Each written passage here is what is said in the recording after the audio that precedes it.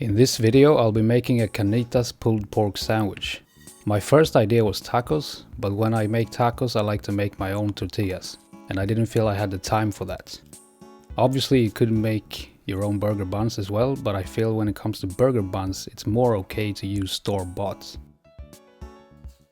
I'll start by slightly trimming the fat on and cutting up a big old piece of pork into large chunks. I like to dry brine meat, which kinda means to just give it a bunch of salt ahead of time.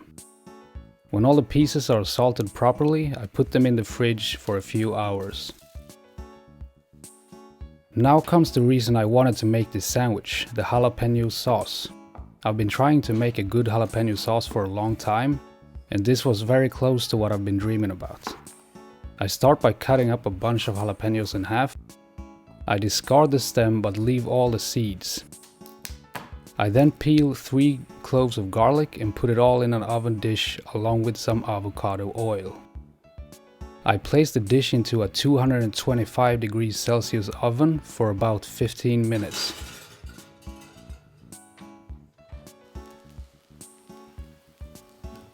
While the jalapeno and garlic cool down a bit, I squeeze 1 lime and then put its juice and a large bunch of coriander into my blender. I add the jalapeno and garlic and start to blend. I blend it a lot and add a drizzle of avocado oil to make it extra smooth.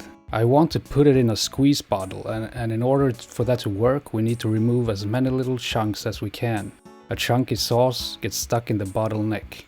I proceed to taste it to see if we need to make any adjustments. We do need salt. I also wanted this to be very high in acidity and felt it was lacking, so I added more lime juice. A high acidity sauce goes very well with pulled pork in my opinion.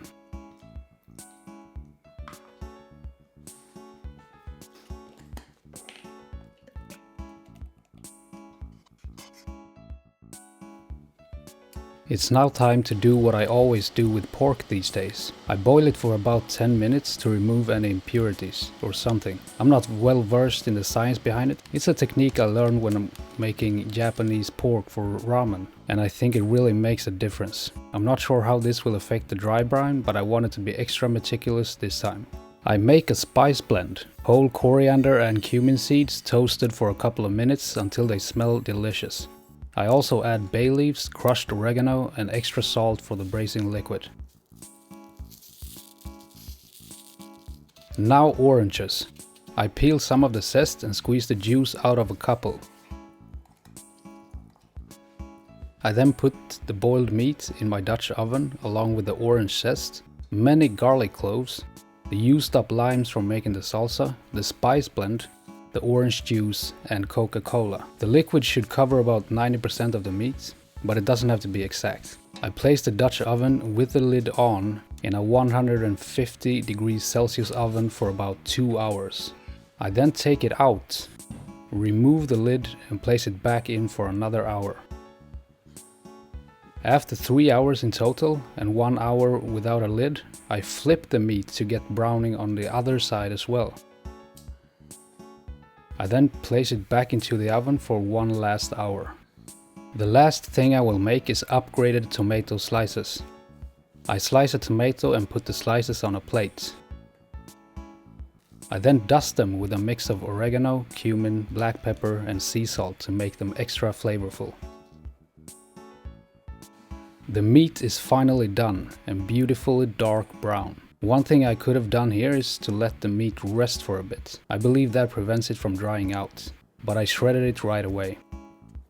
And I was very happy with the look and feel of it. I drizzled some of the braising liquid to prevent dryness, but I recommend letting it rest instead. Adding extra braising liquid gave it a bit too much orange flavor, but it was still delicious. Maybe needs a touch of salt.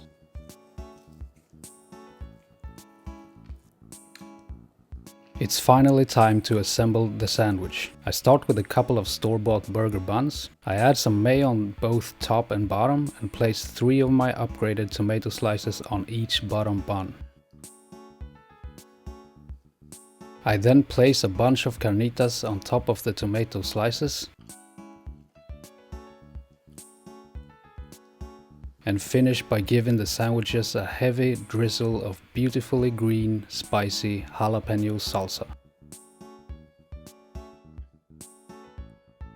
I put the top bun on top and squeeze it firmly to make it easier to eat.